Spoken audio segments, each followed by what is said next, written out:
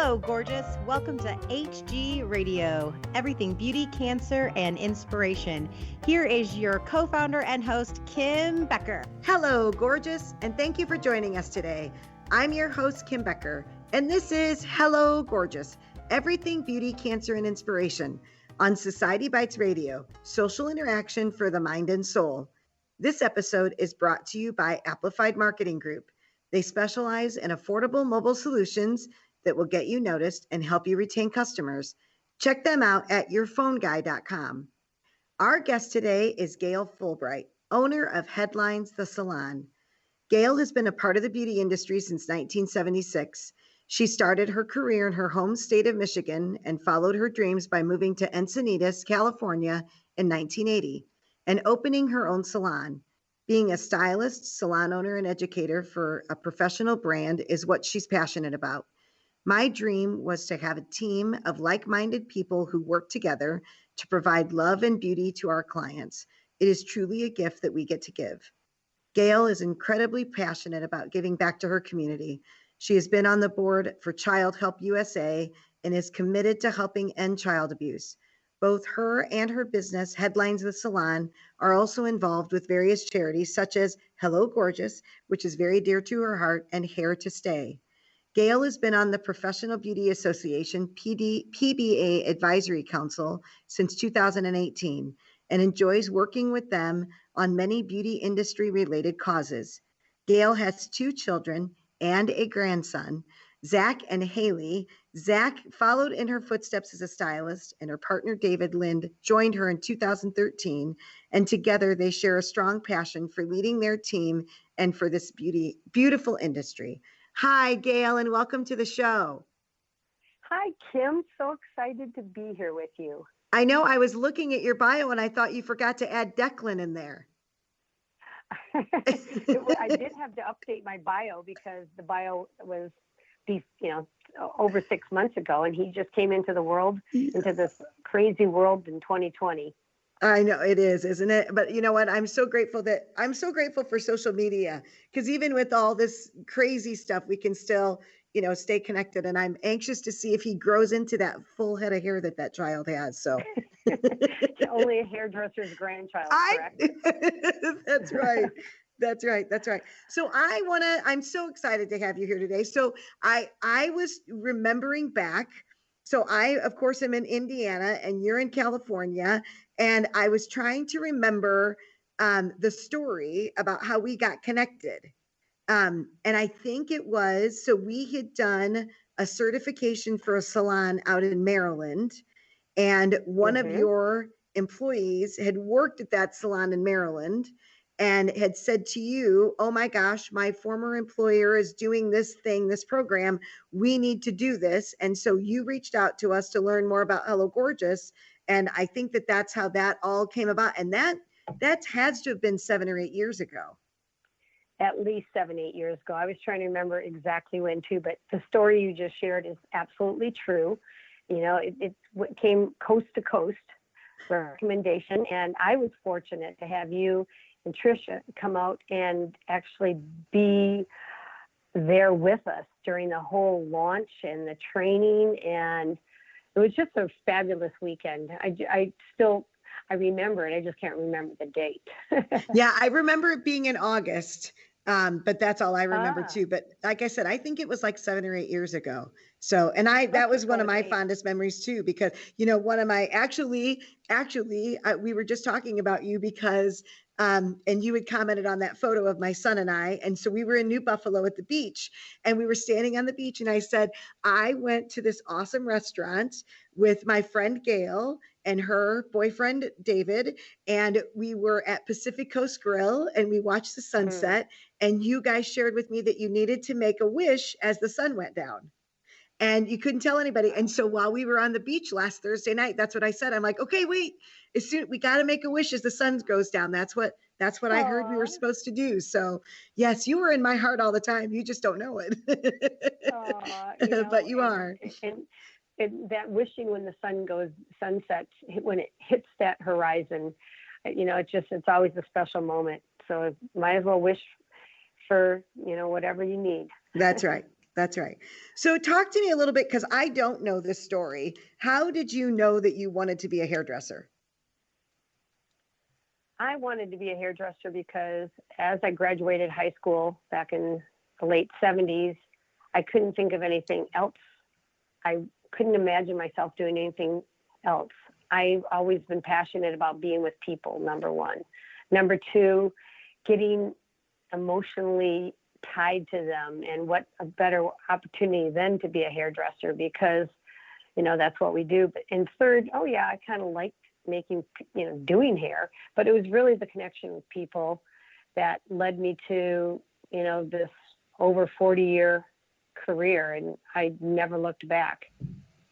And how did you get from Michigan to California? Because I don't think I know that story either. I knew you came from Michigan, and when I met you, you were already in California, but I don't know how that all came to be. Well, I was just tired of the weather, to be honest with you. And they had good sunshine and good wine in California, so I packed my car, and I had a fantasy to live by Moonlight Beach. Now, doesn't that sound romantic? It does. And so now, 33 years later, I own a salon that's 3 miles off the beach of Moonlight Beach. Wow. And did you open that salon, or was that an existing salon that you worked at and then purchased it from the owner? I did. I came out here and was fortunate to work at a salon for this woman named Barbara. And 4 years into it, she kind of said she was done. She was not a hairdresser. She was an investor. And I was lucky enough, and I do think it's part luck, part fate, part, praying. And I bought it from her. I got a great deal. Yeah. And have been a commission-based salon out here, like I just mentioned, for 33 years. So things happen for a reason. That's right. And because you have been a hairdresser and, a salon owner, I know when I owned my salon, even just for the 10 years that I had it, the industry shifts that we've seen, that I saw even in those 10 years. So give me like 3 big things that you've seen happen, like the shifts that the industry has taken in the 33 years that you've owned the salon. Wow. I think one of the big shifts, the big scare shift, was when, retail went elsewhere. We were all panicked that it was going to be a big thing, that retail was going to be sold in Sephora's and stuff. And that ended up not being true. If you're a true professional, selling retail is behind the chair. It's not at a drugstore. The other big shift came when, out here in California especially, was the independent contractor, booth rental, solo salons. It's a different way of doing business. I'm not here to judge. I'm just here to see that it is a big deal. And then another big thing out here in California, big shift, was going into how we pay our employees. So that's where I passionately ran to be on the Professional Beauty Association, the PBA, 3 years ago, was to stay connected and stay educated and to help others kind of maneuver through all these changes. One of my biggest fears right now is deregulation. We can't really let that happen in our industry. And then I know you only gave me 3, but I'm going to give you 4. Okay. Right now, I'm truly experiencing, which all salons across the United States are experiencing, and this awful virus, this epidemic that's, just changing the lives of so many. I've just seen so many salon owners lose their businesses. I have 3 friends, 3 large salons out here that closed in March. And, we've just been shut down again less than a week ago here in California to this virus. So I think the biggest shift going on right now is, can you survive this pandemic? And what are you going to do to survive? After this call, I'm going to be organizing a Zoom call with about 6 other salon owners, and we're discussing things like outside hair cutting and not, and just, there's a lot of things going on in our industry right now that distracts us from our vision, which, my vision is to be connected and help other people, and it's help yourselves at this point. That's right. Well, and I, I'm with you. I could not believe when I had seen that, my heart went out to you that day when they said that they were shutting down the salons in California again, because you guys were closed down the longest. I think were you down like 3 months the first time? Yes. Yeah. And so then for them to do it again, but yet I watched, like I saw what you guys were doing and checking temperatures at the door. Not only that, I think what they don't realize, and it goes back to your point of deregulation. We had to do 1,500 hours in beauty school. Sterilization and sanitation are all the things that we learned about. We know how to make sure that our clients stay safe because we do have that personal interaction with these people. But I watched you guys take it a step further. Number one, when you took the Hello Gorgeous training, because all of those things that you learned, the disposable liners for, pedicures and manicures and all of the disposable stuff for the facials and, the different things, you were already used to working with women with a compromised immune system. And then you took it one step further and we're taking temperatures outside. And so I'm with you. I don't understand why they would shut that down, the salon down. And I'm grateful that you, being the person that you are, that you're going to step up and ask these questions to find out what needs to be done, or again, how can we make this work? Great, we'll cut hair outside. Even if we can't blow it dry, at least we can get you cut, whatever that takes. Yeah, it'll be the next controversy out here in California in the next week or so, and I want to keep this timely, this interview, but it's going to be another way of splitting us up, because some people have to cut hair outside and some are like going, I don't feel professional outside. So it is hard. You're absolutely right. When it comes to sanitation, when we take our state board after our 1,500 hours plus, or whatever state you're in, it's 90% sanitation and 10% did you do a good haircut. That's Seriously. Right. That's right. It really is. I think that's the word that we need to share with our government officials and our state board, that saying that we do practice this at the top notch. We're right there below medical people, my opinion. Mm-hmm. And I absolutely agree with you. And that's what doesn't make any sense. And, I was talking with somebody the other day about, and you remember, because we were cutting hair back in then late 80s, early 90s, when the AIDS epidemic came to the top of everybody's attention. And, it was, how was it transferred? And, we were dealing with sharp objects and we were dealing with, the secretions and was it, could you catch it from a bodily secretion and all of that kind of stuff. And then, now all of a sudden you think about it and AIDS isn't that big of a deal anymore. And so I'm really hoping the pandemic kind of does the same thing, where it fades away. We just have to withstand whatever it is. But I don't remember the government stepping in back then like they have now. And I think that's the hardest thing. Like, you guys are fighting to keep your teams together. You're fighting to keep your clients. Now you have to fight to keep your doors open. And I think that's what would be so frustrating to me. It's not just a matter of, you can keep yourself safe, you can keep your team safe, and you can keep your clients safe. But it's not fair that they have to go through and now you have to fight to keep the doors open. I think that would be tough for me. Yeah, it's all really fear-based, isn't it? Yes, and it is. If they really can find out the facts, they would understand a lot clearer how it's just fear-based. We felt perfectly fine.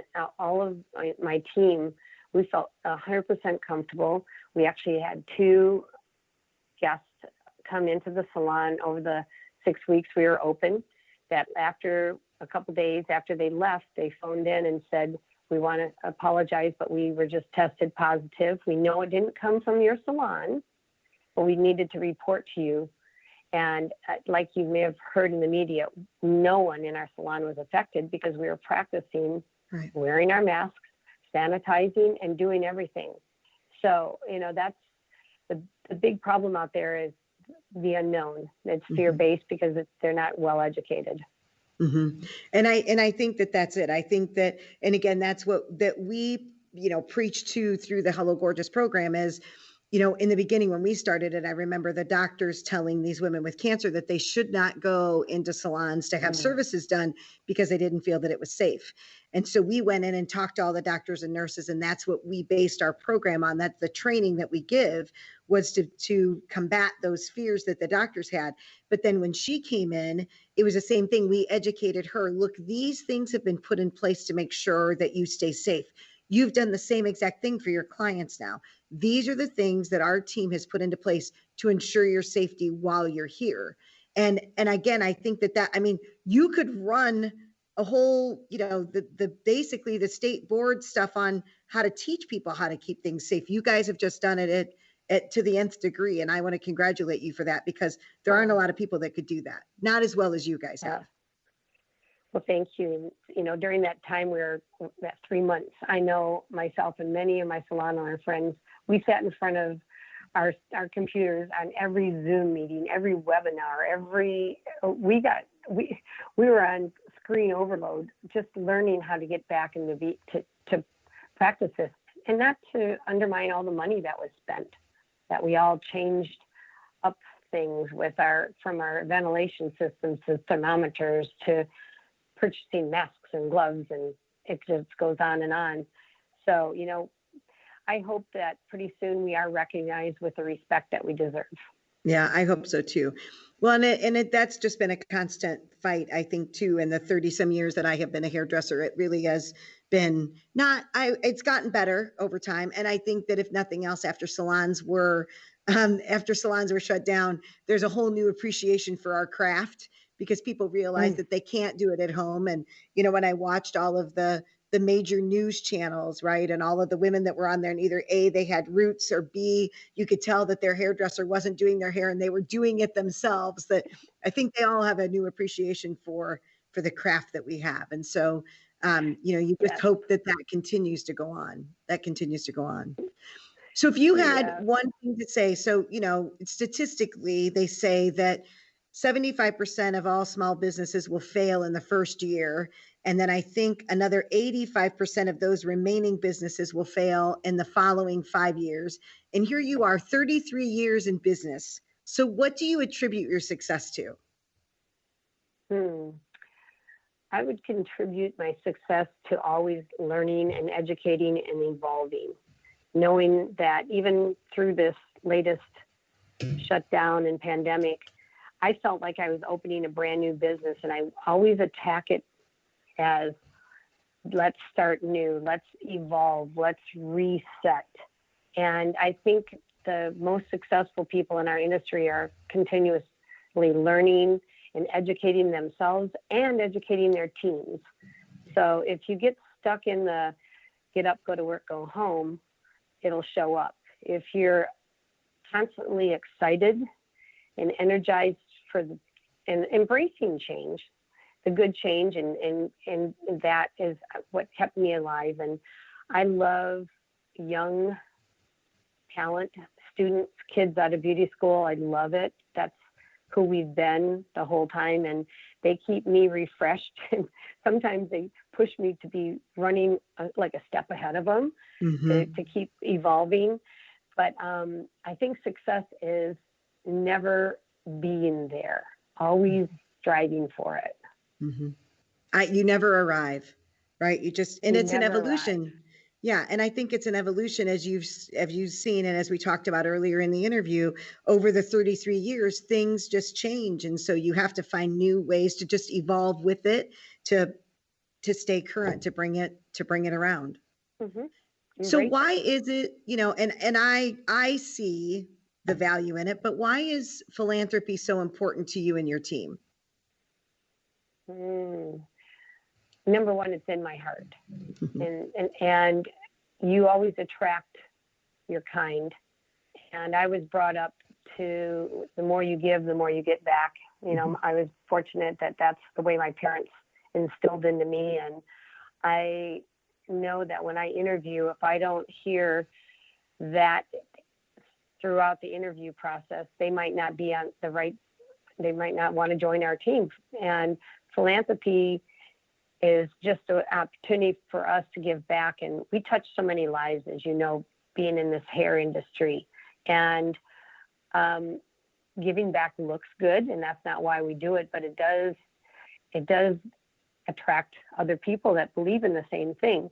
And when I was first heard about Hello Gorgeous, it was like ding, ding, ding, ding, ding. Of course, this is an opportunity to teach my young talent and the team around us that we can give back in such a special way. But at the same time, it was an opportunity to really help people, because we hear every day, I shouldn't say every day, every week, every month, someone coming to us saying their aunt, their grandmother, themselves have been touched by cancer. And when you came up with this idea, Kim, it was like a perfect marriage for our salon and many other salons. I have to tell you. Well, thank you. And, for me, it was that it allowed you to take the talent and the craft that you have. We are licensed to touch. And so for me, the whole thing about the program was that you actually got to touch these women while keeping them safe and create an experience for them that they didn't feel that they were worthy of because they were diagnosed with cancer. And I think it goes, and we saw it with the makeovers and the reveals that you did in your salon. It went far beyond. I know the first one, was her name Deb? The very first one? The massage therapist? I knew you were going to ask me. No, it was Beth Kubanoff. Beth, yes. And yes. She has remained our poster child for Hello Gorgeous. I have to tell you that. And what a blessing that you got to be there and meet her. And she and I have gone on to do some news segments. And actually, Beth was my spokesperson when we did our 30-year anniversary for Headlines. We rented out a pretty big venue, and we actually dedicated it to your husband, Michael, because it was around that time. Yeah. And she could not have been a more genuine spokesperson for what it meant to her in her life to have that Hello Gorgeous red carpet experience. It was like, okay, wow, this was cool, but now it's even cooler. I can see how it is continually affecting her life. Well, and I better, think, by the way, what's that? She's healthy. Yay. Beth is healthy right now and still an advocate. Well, and I think too, to me, that's what I loved about the program, and being able to watch salons like yours go with this and experience what I get to experience every single day. But you get that 3 hours that they're there in your salon, you watch that transformation unfold. There are other things that, people can donate their time and their talents to, but you may not necessarily see what that looks like. But with Hello Gorgeous, you get to watch it unfold. And I think that that's what was so great about watching. That was my juice, was watching your team enjoy that. Yeah, and it is, isn't it? When they come in, first they're mad. They're mad at their friend for yes. nicely lying. Yes. Then they're crying happy tears. Then they relax in the facial room. They come out and they're just kind of stunned. And then at the very end, when and I hope other Hello Gorgeous affiliates have had this opportunity, going to the after party, I call it, where they get surprised or / lied to one more time, and they have that happy reunion with all their friends. It's a great celebration. It is. It's amazing. Well, we're grateful for you, and we're grateful to have you as a part of our Hello Gorgeous family. So thank you. My pleasure. We are almost out of time. So give people the website where they can learn more about your salon. Well, we actually have that reveal that we were talking about with Beth Kubanoff on our website. So I'd love people to go see it. Awesome. We're www.headlines with the S, thesalon.com. Awesome. Headlines, thesalon.com. And I'll put this in the show notes too, so that way then I'll put a link to your website so people can find you that much easier. So thank you so much for joining us today. I appreciate you taking the time out of all the stuff you guys have going on to speak with me. I really appreciate it. I always appreciate it. And we got to get together, girl. You know, we need to get together. As soon as the COVID clears out of California, I'm coming. You come on. I'm going to take you for dinner on that beach with the sunset. Yay! Okay. It's a date. Thanks, it's a date. Kim. My pleasure today. Thank you. Thank you. If you have any questions or comments or would like to know more about the guest on our show or for more information about Hello Gorgeous, feel free to contact me at kbecker@hellogorgeous.org or visit our website at www.hellogorgeous.org. We invite you to follow us on Facebook, Instagram, or download our mobile app. Thank you for joining me today on Hello Gorgeous, everything beauty, cancer, and inspiration. I'm your host, Kim Becker, and until next time, stay gorgeous. Another beautiful day, walking in the sunshine, spending the time with you. Last night we had a good time, dancing in the moonlight, and loving the night away. I can't imagine what it'd be like. I can't imagine what it'd be like. I can't imagine what it'd be like without you. I can't imagine that.